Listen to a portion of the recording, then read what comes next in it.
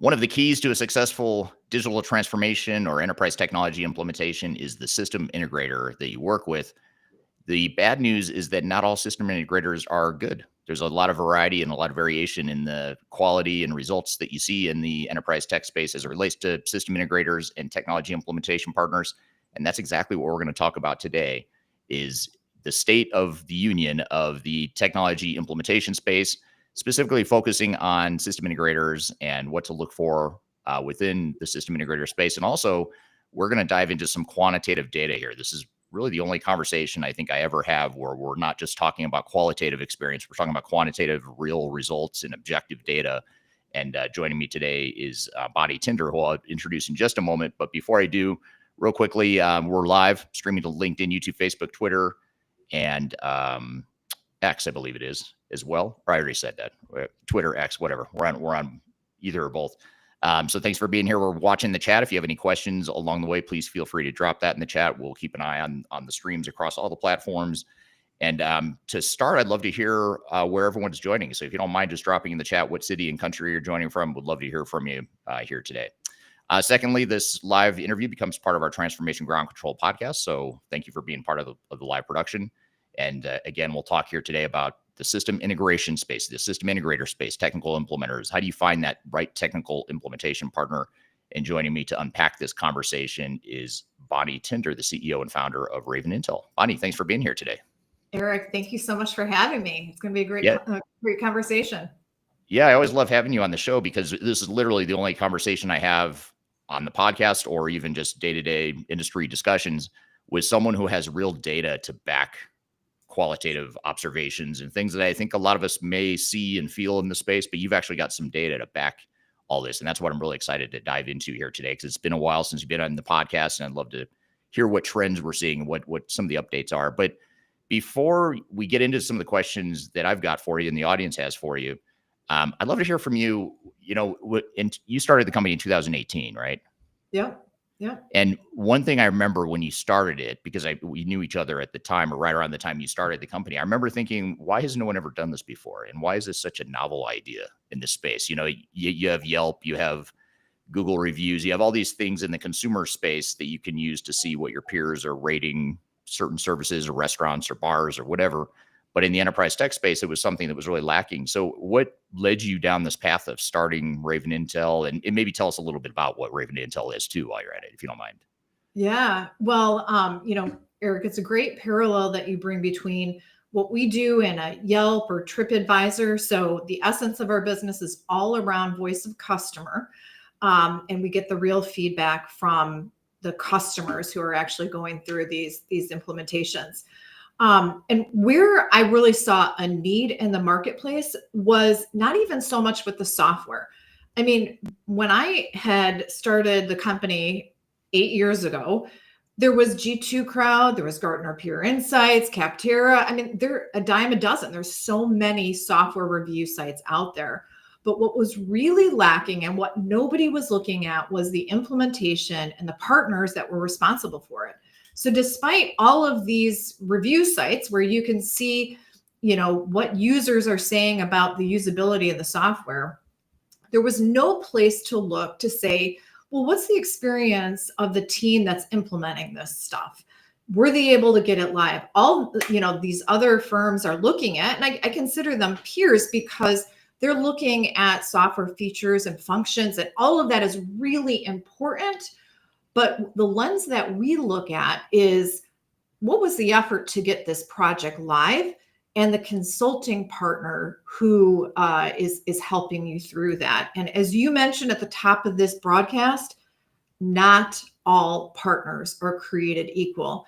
And all the good software in the world does not matter a lick if you do not have the right partner helping and guiding you in the the transformation project. So that's really the need that I saw. That's what we built since 2018. Right now, we have over 4,000 reviews of these projects, right? These are not small projects. These are transformation projects of everything from SAP to Oracle, Workday, and other major HCM systems. So UKG, Dayforce, et cetera.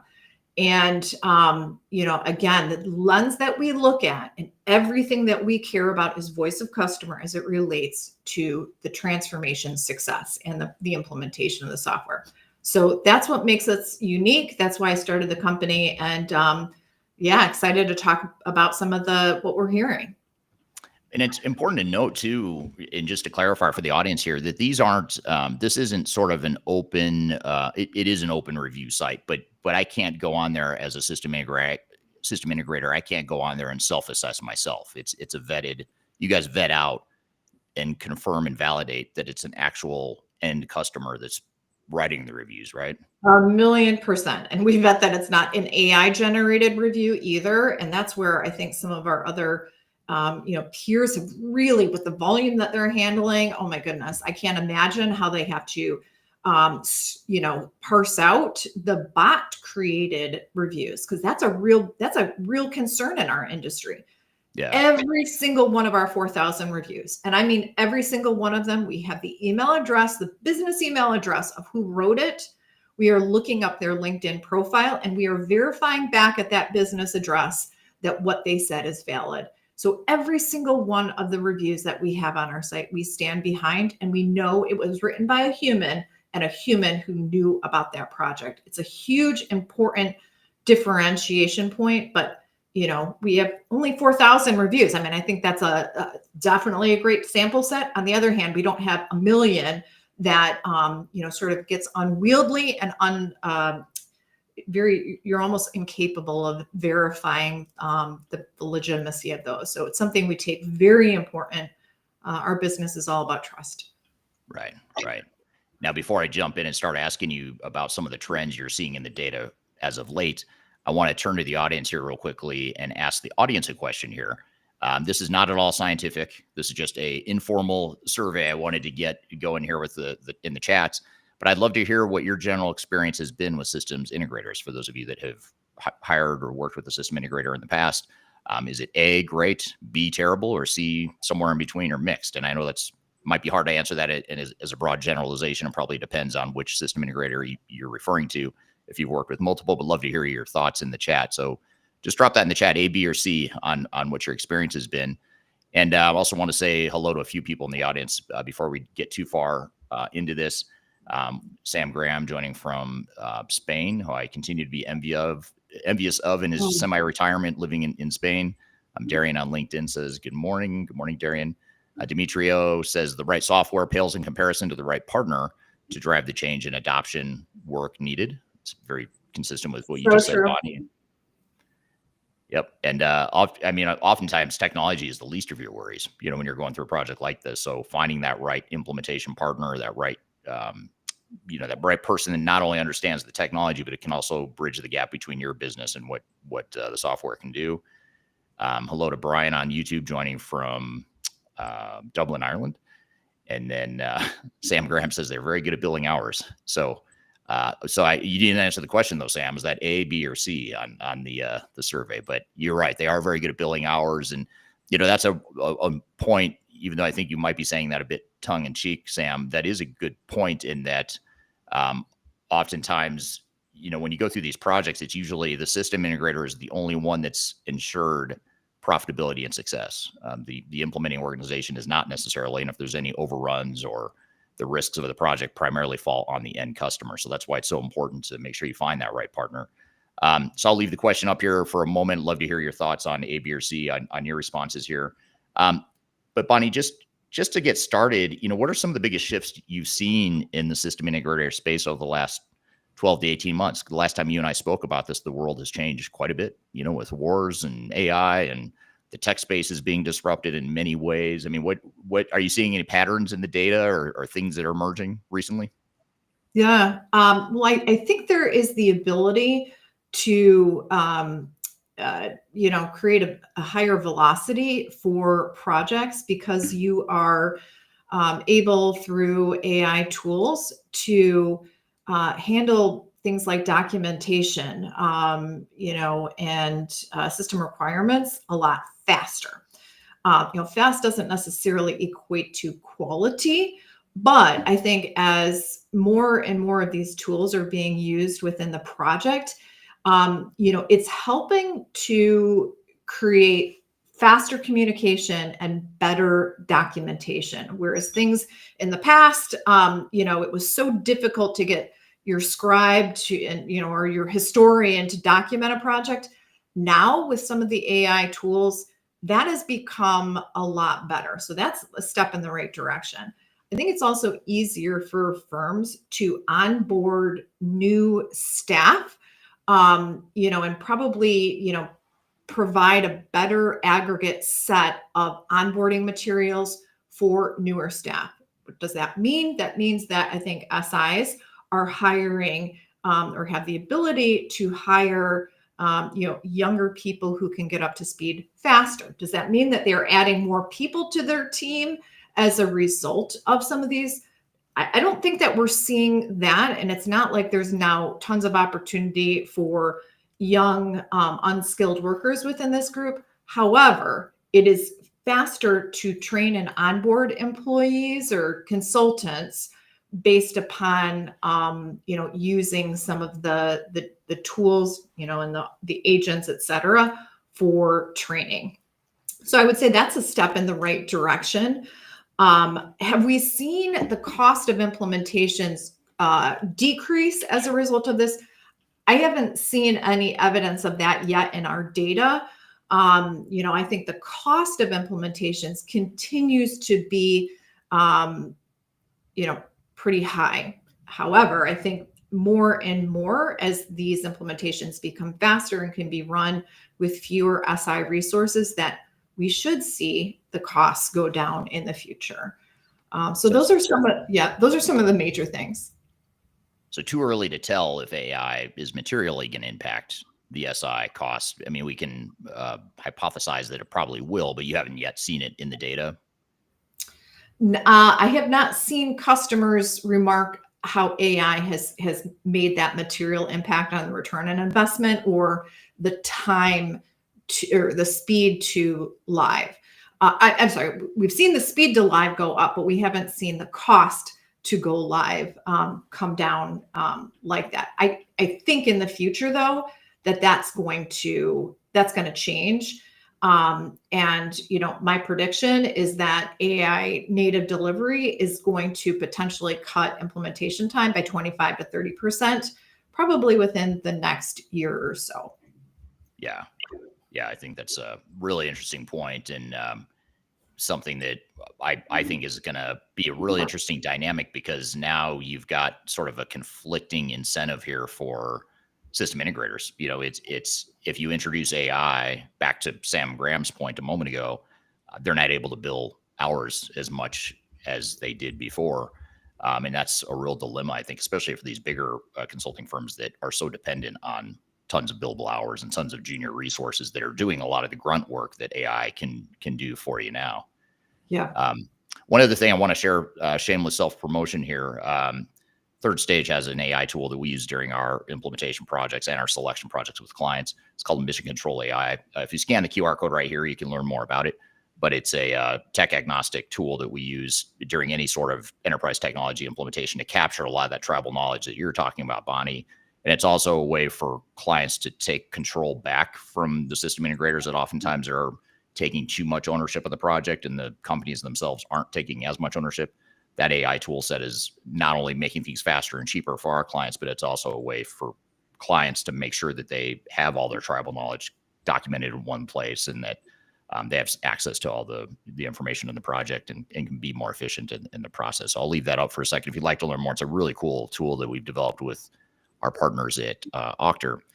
I want to get to a couple audience points and questions here. Luke on LinkedIn says phase 0 is the most important phase of a project, which totally agree with you on that. And phase 0 typically would include finding that right system integrator or those right technical resources to support your project. Sam Graham has another follow-up comment here on LinkedIn. Good people can make a bad system work, but bad people can't deliver good systems.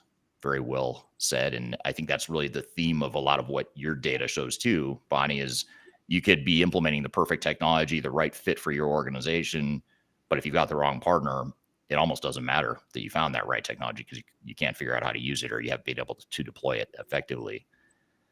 Someone on And LinkedIn I'll tell says, you that to add on to that point too, what we've seen is the selection process is so single-threaded to finding the software and not necessarily on creating a good project plan and getting the right partner lined up, that by the time that they select the software based on, the multiple RFPs and choices and vendors that they have in, it's like implementation is the afterthought. Whereas, I mean, in my mind, you need to do a 50-50 split, spend as long considering the implementation process and project that you have in place and your partner as you do selecting the software. Because like Sam said, all the good software in the world is meaningless if you have a bad implementation. Yeah. Very well said. Here's an interesting comment on LinkedIn that I want to get your insights on, Bonnie, in terms of if you have data that supports this thought. But I apologize, I don't see the name of the person here, but someone on LinkedIn said fixed price implementation is a powerful position that improves early conversations and discovery. Yep. Have you seen a correlation between fixed bid contracts or fixed bid proposals and customer satisfaction, overall success? Yeah. Well, fixed bid works in some scenarios, and the idea of fixed bid implies a box that has very specific deliverables in scope. And so we see fixed bid implementation typically with mid-market, smaller enterprise clients, or implementations that are not necessarily a large scale rollout, right? So it's maybe a single module, et cetera. And fixed bid, what's really nice about that is that, number one, it really speeds up the selection process of, because, you don't have to map out a jillion requirements for implementation, because there's like a set of menu delivered aspects to, you get this if you go with this implementation fixed price to implement, solution X, Workday, Oracle, et cetera, right? And it's like, I've heard it referred to as like the launch methodology. And I even, heard one of the vendors that is saying for mid-market accounts, it's 45 to 60-day implementation. So, that sounds really good. And for some clients that have very minimal needs or are very small organizations, it does make sense. They don't need the big guns from, a management consulting perspective or process change, because they're sort of starting with nothing anyways. And so in those vanilla cases, a fixed bid is really attractive.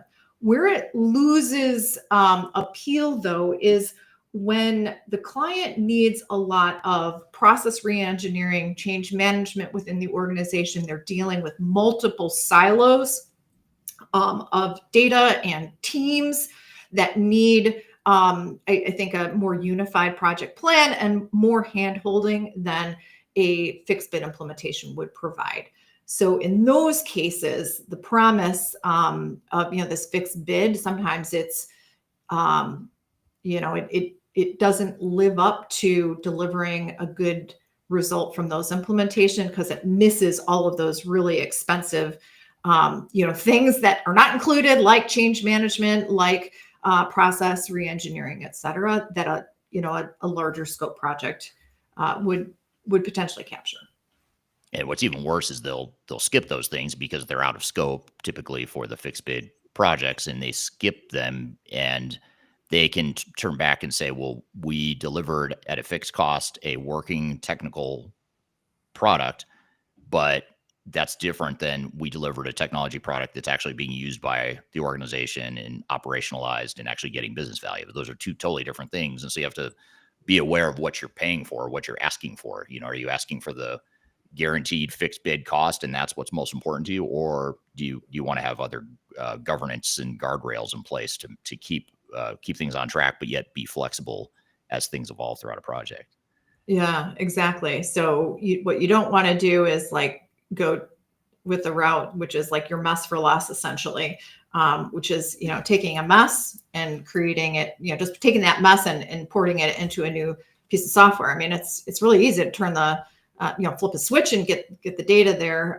It's yet another to really think through, what needs to change in the process of moving systems as well. And I think that really is what you miss when you're doing a rapid implementation or an install that doesn't, account for some of those other things, Eric, that you just mentioned. Yeah. Yeah. This is from Colin on LinkedIn. Colin says, great conversation here, joining from Maryland.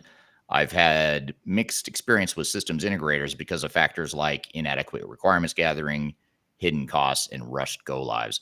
That's a really important point, and it actually ties to what you just said, Bonnie, around some of the risks and pitfalls of fixed bid contracts, is because now you've created a perverse incentive for the vendor to spend as little time and resources as possible on your project, because that's how they maximize their profit, is to do it as fast as possible and do it as cheaply as possible. That's going to ensure that they get that margin that they're looking for.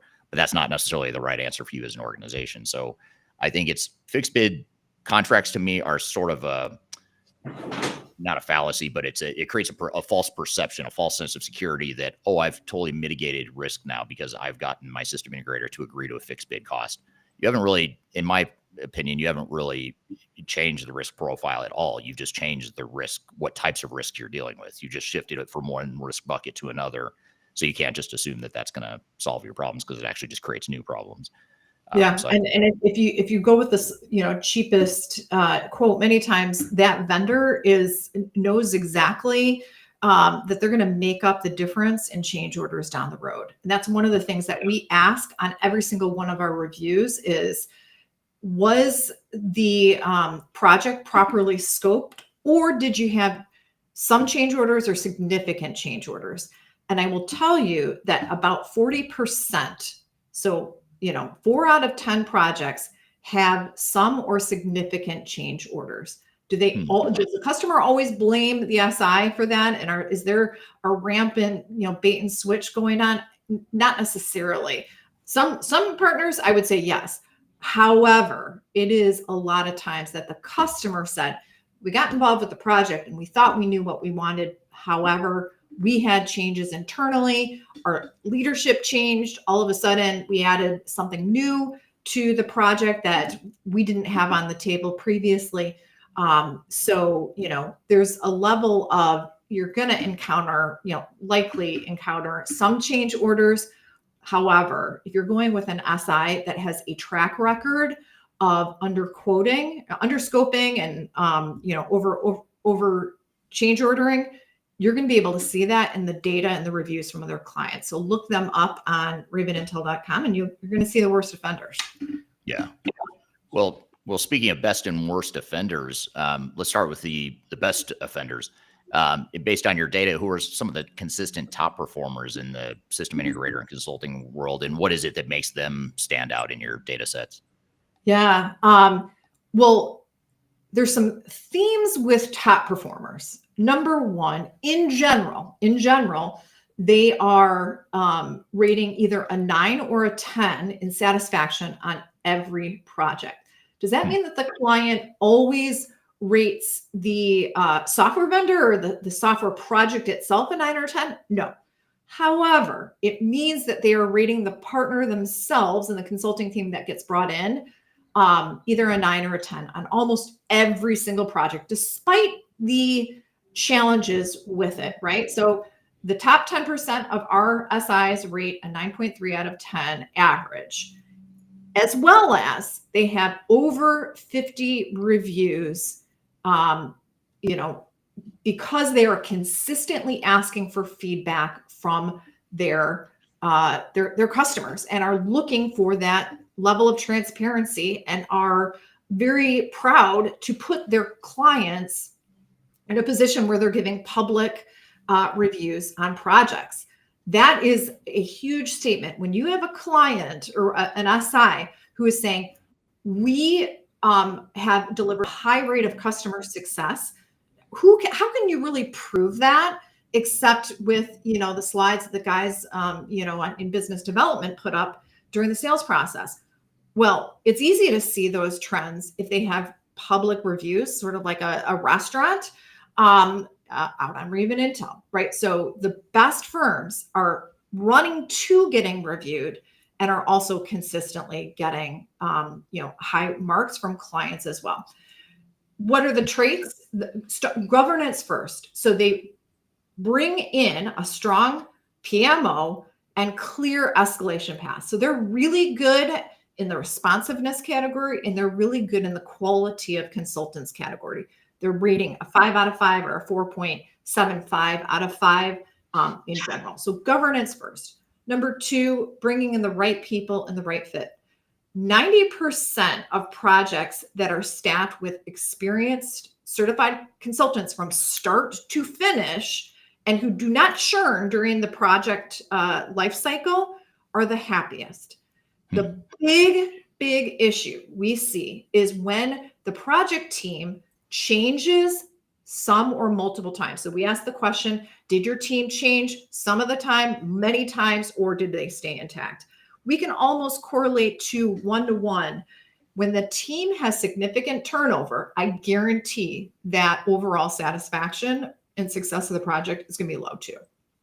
So you want to keep the team intact, and you want to go with somebody who has a track record of not, we're going to send in our A players for, months 1 through 3. And then all of a sudden we're going to swap them out with the offshore resources or, the junior, the JV team, once it's going to be too hard for you to disentangle yourself from us. So you do not want the churn on a project. You want to almost to a contract level say, this is the team that we were assigned. If there's a change on this team, you guys are paying us extra or something. Again, there's different ways to do that. And Eric, you have lots of great attorneys that you work with, helping with contractual agreements and things like that. But getting that team structure assigned in the contract itself or statement of work is a really big deal. And finally, they have change management embedded in the process. So not only are they looking to, flip on the light switch and get them live, but there is training and adoption planned in parallel with the build of the plan. So you want to make sure that that's accounted for in the course of the project. Those are always the project with change management, as part of an integral part of that project plan, is important. So the quote that I came up with for this area, leaders don't get you just live, they get you adopted. And in 2025, adoption is the real measure of success. It's not, did you switch systems? It's, well, is that system delivering the value you thought it would during the sales process? And those are the best. I can name some of them, just off the bat, people who are, or firms that are delivering like consistently well, right? In the UKG ecosystem, we have 𝘐𝑎rchitect, we have Cibility, we have RSM, we have Ascend, we have Hybridge. We have within the SAP ecosystem, we have folks like Rising and Jigsaw Cloud and Talent Team.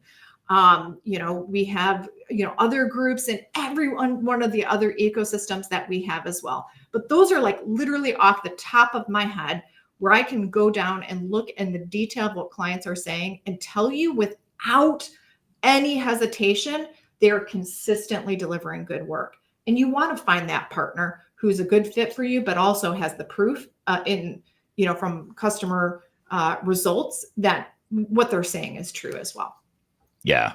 It's crazy to me that you have to call out learning and adoption. Like you're saying that the top performers have learning and adoption embedded in their plan. And to me, my knee-jerk reaction to that was, why wouldn't you have that?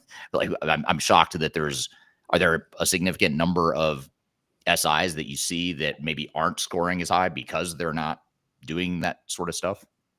Well, I think that, back to our conversation about fixed bid implementations or, the implementations that are, whittled back to only include the must-haves, right?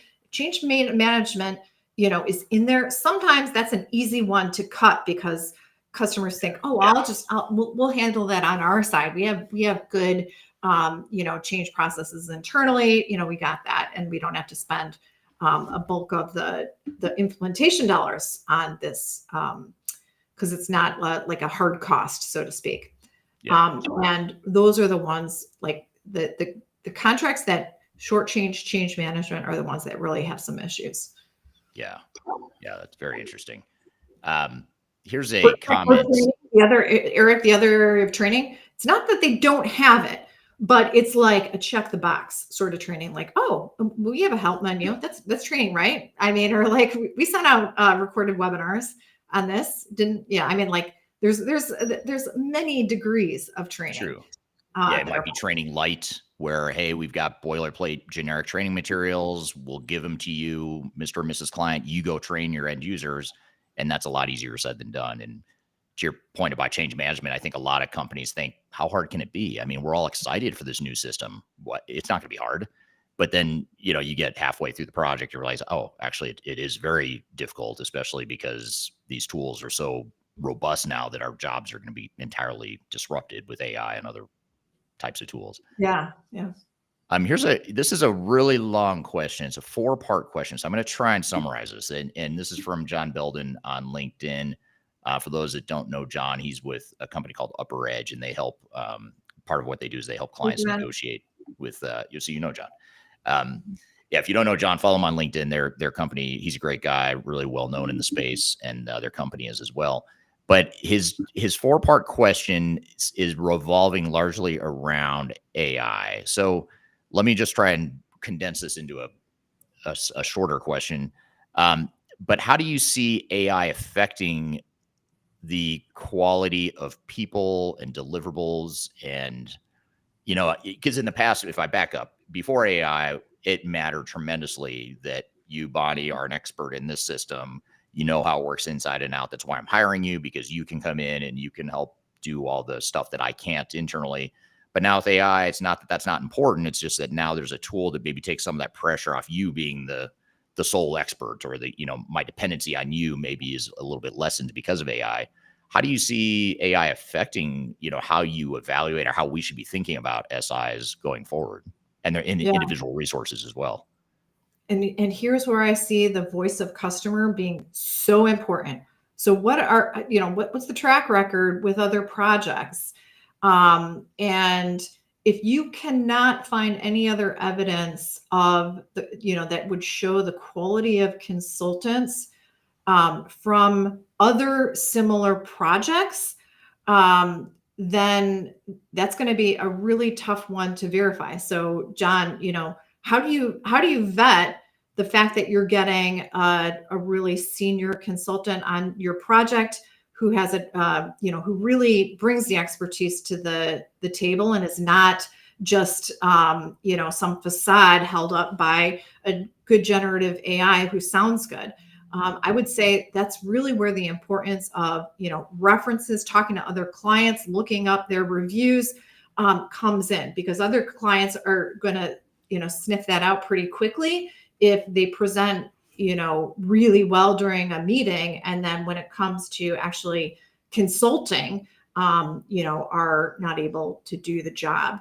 So I would say this is where you really have to vet your players, because right now anybody can look super credible with some of the polished video and the polished presentations that are possible. I mean, even these startups that I'm seeing are like putting out content that looks amazing, and you think they're this huge company, when really it's just a couple of kids who can be masterful with AI and create this really professional looking stuff. And when you get down to it, it's like they have, 2 customers and they're still an MVP. So all of this to say, John, I think the idea of getting qualified references who are like you or like the customer, that will verify the fact that, the skill and the quality is legit is absolute paramount. Yeah. Now, what about, customer expectations around AI? I was reading an article a few weeks ago about, I think it was in the UK, and I might have mentioned this when I was on your podcast a few months ago, this same article, because it came out right around the time you had me on your podcast. But it was talking about how PwC in the UK, I believe it was, a lot of customers are demanding that they lower their fees because PwC is out there touting like, hey, we've got all these AI tools, we're totally changing consulting and the value to clients, blah, blah, blah. But then the customers weren't seeing any material changes to the effort and scope and cost and all that stuff. So they were basically coming back to PwC and saying, hey, if you're saving all this time and money for yourselves, you should be passing that on to us. So I'm just curious though, are customers outside that one article, that one use case, or that one example, are you generally seeing customers that voice a customer wanting more AI tools to make this a more efficient and streamlined and effective process with system integrators? Or is it more the system integrators are starting to push it to the customers?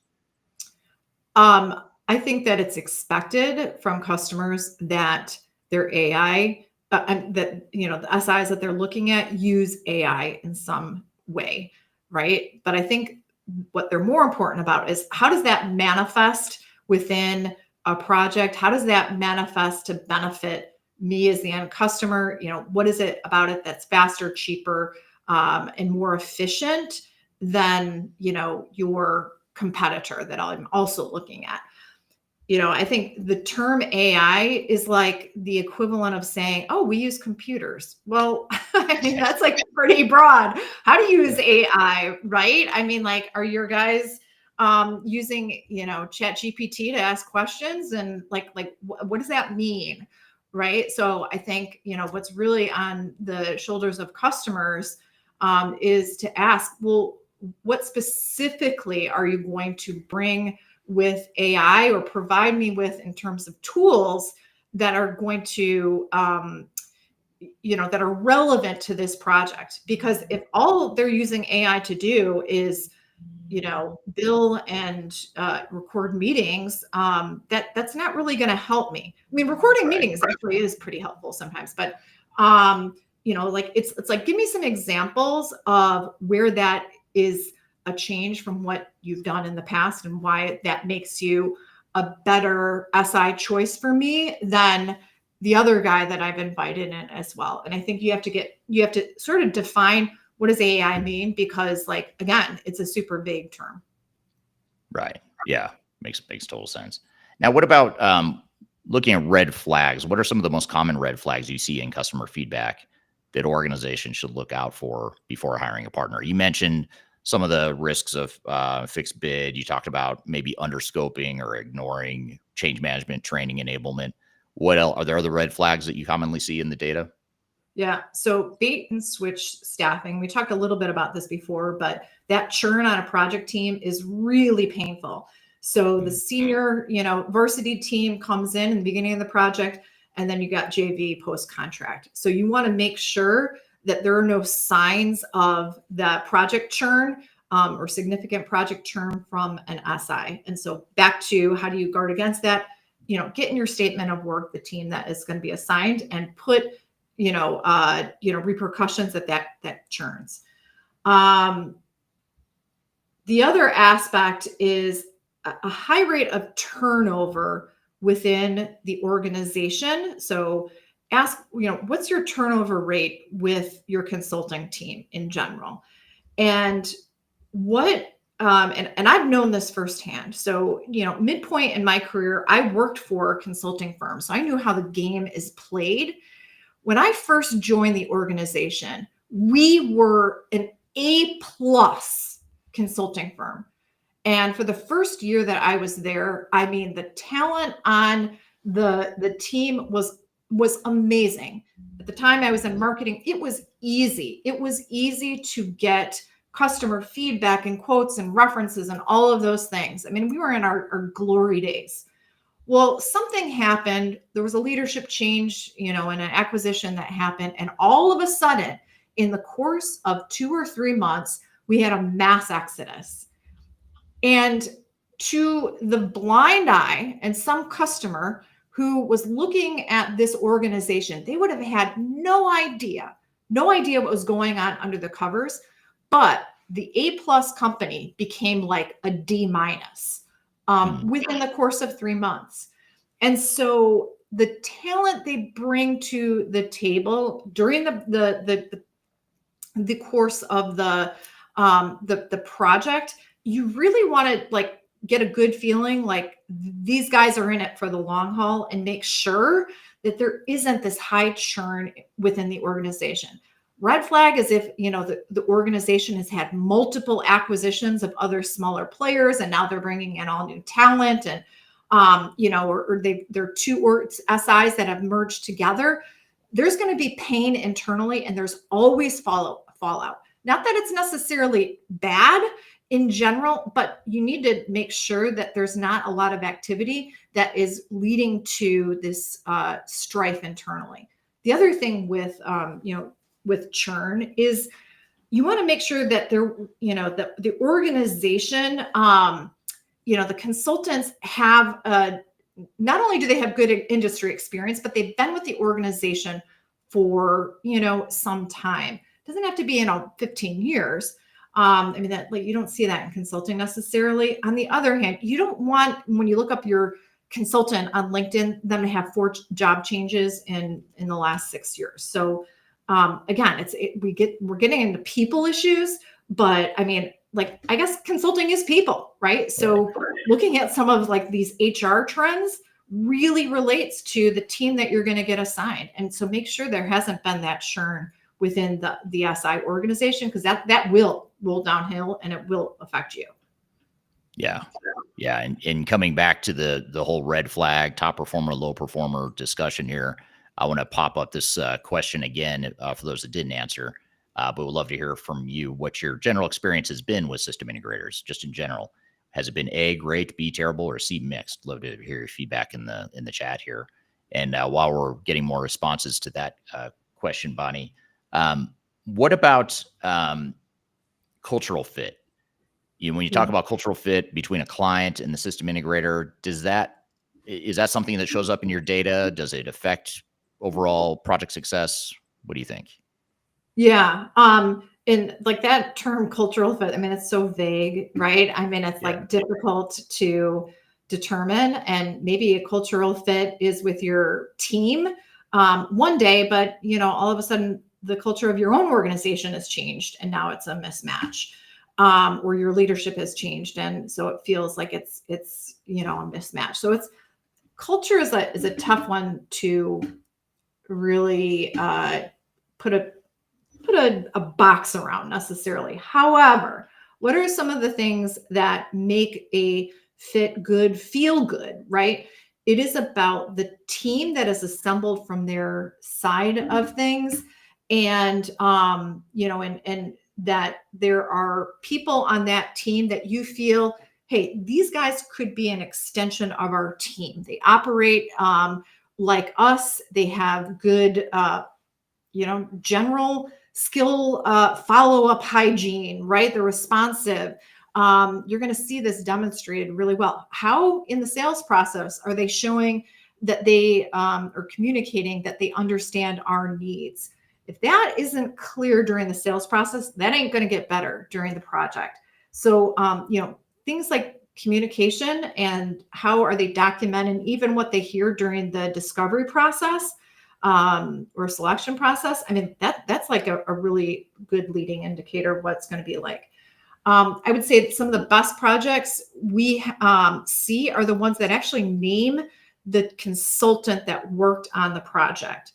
And so the ones that have an actual person's name on them are usually rated a 9 or a 10, because they want that person to get recognized internally within their own SI organization as really been a champion for the client. So again, back to our people issues, it's, who is this team that you're putting in front of me? Not necessarily the brand, right? Because we see better success with some of these smaller independent firms than we do the big 6.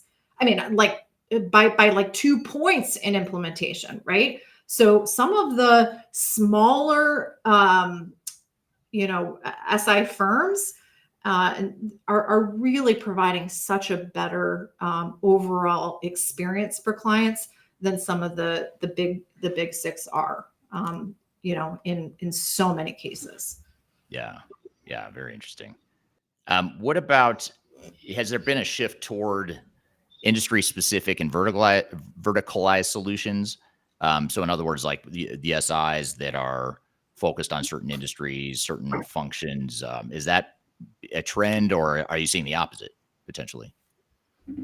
I think single-threaded, industry-specific SIs are, there's plenty of them there. I think they offer a great depth of knowledge that some of the broader organizations can't, because their focus is so much on, let's say, healthcare or education, or public sector. And those are sort of like these industries that are, I don't want to say like the oddballs, but they are the oddballs, right? Because they're super complex in their own, and it really is helpful to have a strength and a focus on just those industries, to eat, sleep, breathe those industries. So I think the results with those specialty areas is really good.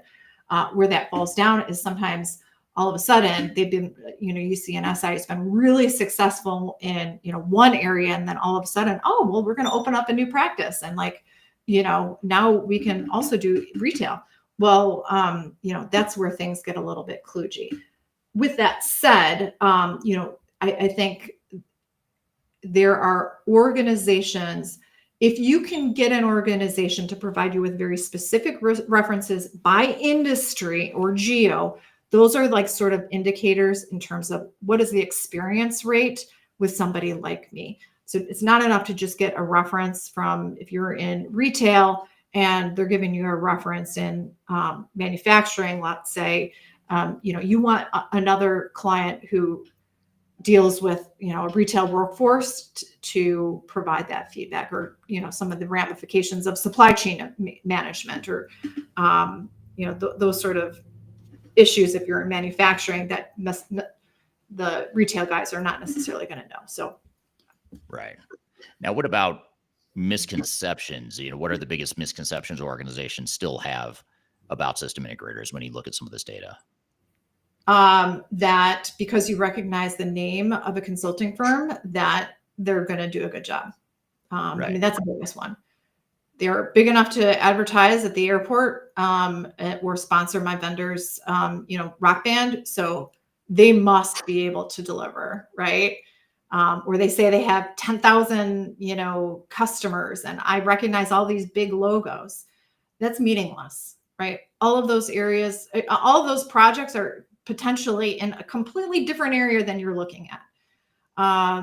And so I think that's the biggest misconception. Nobody got fired for choosing XYZ big SI firm.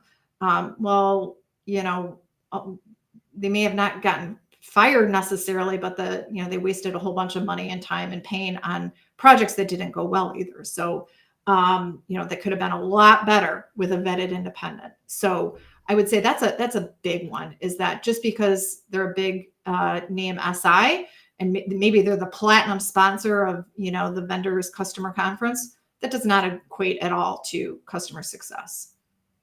Yeah, you said something right there in passing that's super important, that bias that's introduced into the ecosystems by the vendors, because the vendors want the SI, not necessarily the SI who has the highest rating on Raven Intel. They want the SI that has the best track record of selling software and closing more business.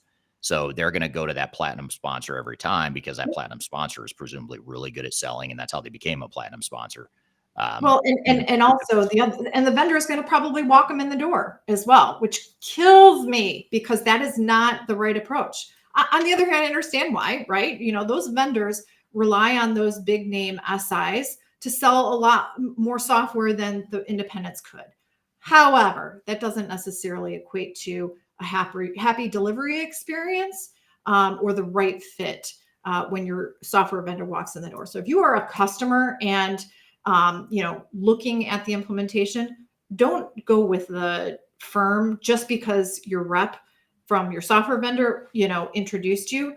Make sure you're doing your own homework. Yeah. Yeah. And the irony of the whole nobody ever get fired for hiring, insert big name here. The irony of it all is that, first of all, I can name a lot of people that have been fired for hiring one of those people. Second of all, of the ones that didn't get fired, some of them got sued Yeah. the vendor. But also, it's the other part of that is just that the big name is almost used as a as a CYA when things do hit the fan. So when things go poorly, you can say, well, I hired Accenture, I hired Deloitte, whatever. So what else could I have done? And it creates this sort of helplessness, learned helplessness, where it's like, what was I supposed to do? I hired the big guys, so there's nothing, I couldn't have done anything any better than I did. And it kind of leads to this question that I want to get your thoughts to in addition to what I just said, Bonnie, but this is from Darian on LinkedIn. She says, how can clients vet churn risk before signing with an SI? And I actually might want to broaden that question a little bit and say, how do you manage these SIs, whether it's the resources they bring, the methodologies they use when it doesn't quite fit what it is you need, or, they're pushing on you to use standard off the shelf functionality, but that doesn't necessarily work for your business. How do you level the playing field more so you're not so dependent on the SI to take more of an outsourced approach and allow you to take more ownership of the project? What are some tips you have for us there? Yeah. Well, I would say, the statement of work is a very important document because it defines the roles and responsibilities that contractually you are paying for with an SI. And so know what is in there and what is not in there, and make sure that it's not just you, if you're the executive, signing the contract, that knows exactly what those things are, but that every person on your project team reads those, what's in the SOW. Because sometimes the problem is not necessarily that the SI didn't define things well. It's the project team never really saw or understood the statement of work. So they were asking for things that weren't included. So I would say your statement of work is your operations guide. And if something isn't necessarily in there, how can I manage my SI? You want to know what can you manage, right? What can you control with the relationship? And your statement of work is contractually what you can control. So I would say number one, an understanding of that statement of work. Number two, you can't just throw the keys to your SI and, say, go ahead and, drive us somewhere. You have to be the passenger coach, navigating as well, right? So whoever gets assigned from your team needs to be as solid of a team leader as the team or the guys that you hire. So if you put a B player managing the project, you're going to get B results, right? Even if you hire the A player. So internally, you got to have your A team managing the project as well. You can't give it to, the folks who have time because they're not really proficient at their jobs. So, sometimes you gotta line up your A resources internally at the same time as you got your A game with your SI going too. So that's the other way. And then, to the point of how do you manage churn, that specific question that was asked, again, statement of work, getting the named consultants in there is really important. And so contractually, you can go back to your SI and say, hey, you told us this person wasn't going to change. So now you owe us something, or here's the repercussions of when it did happen unexpectedly that we want to hold you to. So all of this to say, I think making sure that you're lined up with the A team, everybody knows what the scope of the project is, not just your decision maker. And, contractually, you have the people's names within your contract will really ensure that things will go from a team perspective well. Yeah. Oh, I love the car analogy about how you wouldn't just hand the keys and say, take me to the beach without being more specific about, what kind of beach and where and how do you want to get there.